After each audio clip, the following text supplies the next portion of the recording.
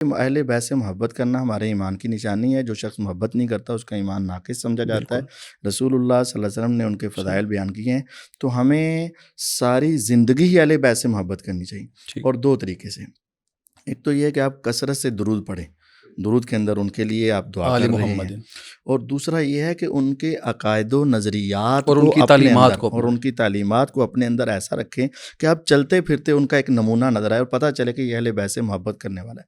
جس طرح سیدنا علی رضی اللہ تعالیٰ عنہ حضور سے محبت کرتے تھے، تو سواری پر چڑھ رہے ہیں تو مسکرائے. تو پوچھا کیوں مسکرائے؟ کہا میں نے حضور کو دیکھا وہ سواری پر چڑھتے وقت مسکرائے.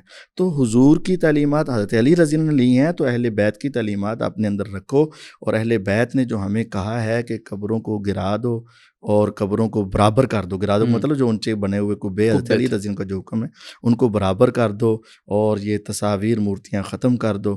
اور اہل بیت کی جو صبر کے احکامات ہیں، صبر کی تعلیمات ہیں، ان کے اوپر ان کو اپنے اوپر نافذ گویا جو کرو.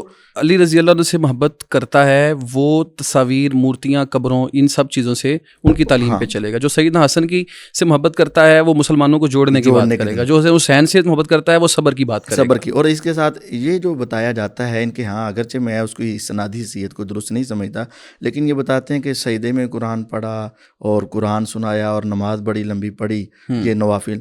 تو اکثر دیکھنے میں آیا کہ ان میں سے کوئی ایک بھی نماز نہیں پڑھتا.